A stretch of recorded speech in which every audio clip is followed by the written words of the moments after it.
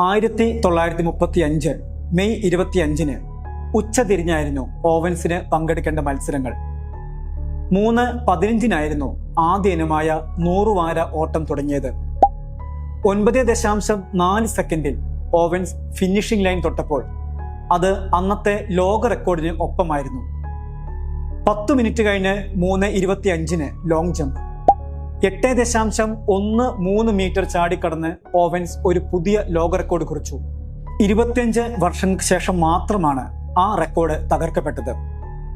വെറും 9 മിനിറ്റുകൾക്കിപ്പുറം 3:34 ഓവൻസ് വീണ്ടും വിസ്മയമായി. 220 വാര ഓട്ടം. 20.3 സെക്കൻഡുകൾക്കുള്ളിൽ ഓവൻസ് അത് പിന്നിട്ടപ്പോൾ ഒരു ലോക റെക്കോർഡ് കൂടി പിറന്നു.